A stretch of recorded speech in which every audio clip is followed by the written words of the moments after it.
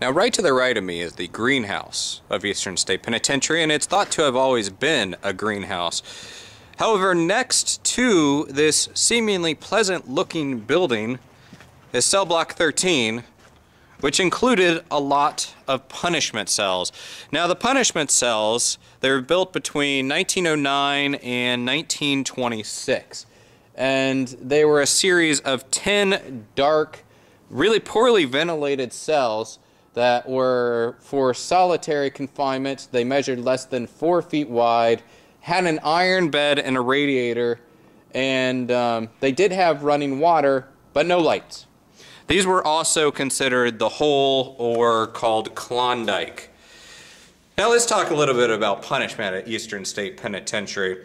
Early on, the treatment of prisoners was supposed to eliminate harsh punishment such as branding and the pillory and some other ugly treatment of inmates. But that didn't last long at Eastern State. The humane treatment of prisoners didn't last long at all.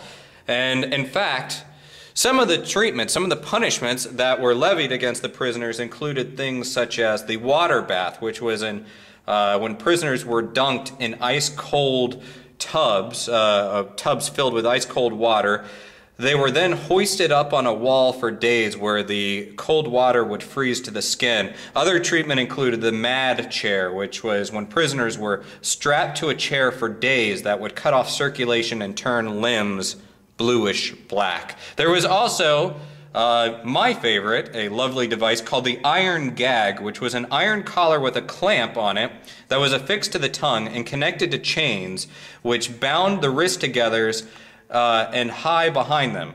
So each time a prisoner twitched or made a movement, the chains would tighten, the collar would then dig deeper into the tongue, and many people died from blood loss in the mouth as a result. Unsurprisingly, insanity was pretty rampant at Eastern State Penitentiary as well. And considering the history of mistreatment and abuse and madness and rioting, it's really no surprise that there have been reports of ghosts over the years. In fact, in the audio tour of Eastern State Penitentiary, they call it a stew of ghosts. Not just one ghost, but many, perhaps hundreds.